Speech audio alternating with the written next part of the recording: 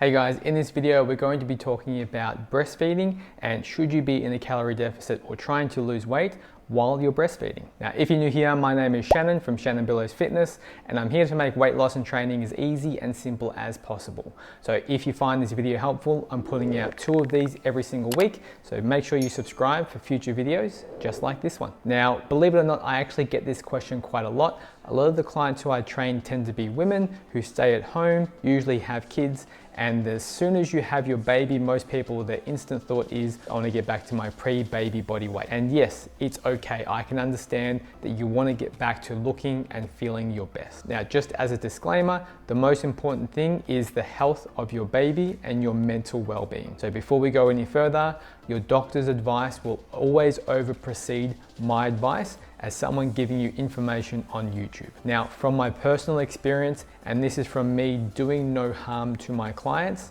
I usually like to have clients wait at least 6 to 12 weeks, possibly longer, before they start their fat loss phase. Now, when you are breastfeeding, there is going to be a higher calorie burn compared to when you're not breastfeeding. So some women can burn anywhere from 300 to 700 calories more per day than they were previously when they weren't breastfeeding. Not to mention that you're also recovering from the birth itself, and your body's also going through massive changes where your hormones are trying to normalize and get back to their normal rhythm. So how do you go about calculating your calories to get you back into a deficit to help you start shifting some of the baby fat that you may have accumulated during the pregnancy? We can start with a deficit, but we don't want to be too low. Now, a sign that you're starting to go too low in calories is that your breast milk production is starting to slow down or the quantity is much less than what it was. Now, this will be different for every woman. Some women can handle a lower deficit and some women can only be in a few hundred calorie deficit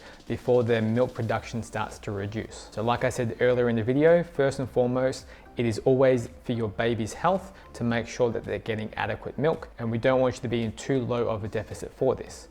So what's a good starting point? About 500 calories below your maintenance. Now, if everything is all well and okay below 500 calories, you may want to experiment with going 600, possibly 700 calories below maintenance. Now, there are some websites stating that you shouldn't go below 1500 calories or 1600 calories if you're breastfeeding, but this is going to be highly correlated depending on what your basal metabolic rate is already and what your current daily energy expenditure is already. So if you're a very short sedentary female, you just don't get much activity, then yes, you may just need to go slightly lower in calories.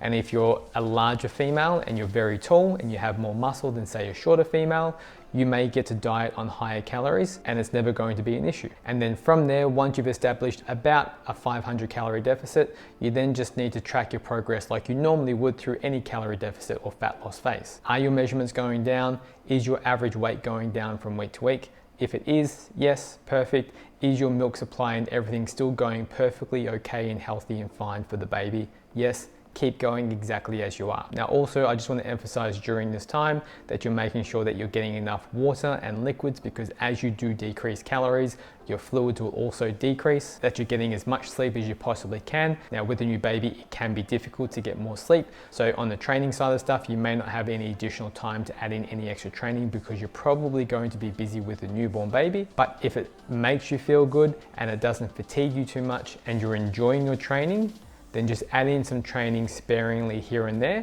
and then just play it by ear, just depending on how you feel. Now, I would also make sure that you're getting some professional guidance along with this as well. So always keep in contact with your doctor, make sure that you're getting the baby checked up with your maternal health nurse, keep in contact with your obstetrician, and also make sure that you have a coach who is pre and postnatal qualified. And then just like any other diet in terms of food choices, we just want to make sure that you're emphasizing whole foods wherever possible. So meats, veggies, fruits most of the time. Try and save treats, things like lollies, chips, that sort of stuff, to a bare minimum, or at least 10% of your total calories per day. And then just take this process nice and slow.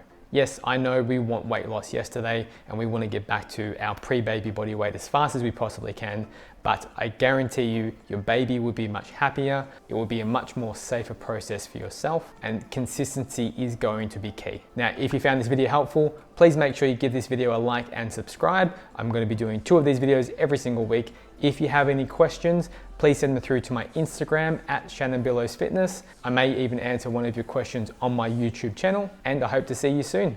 Bye.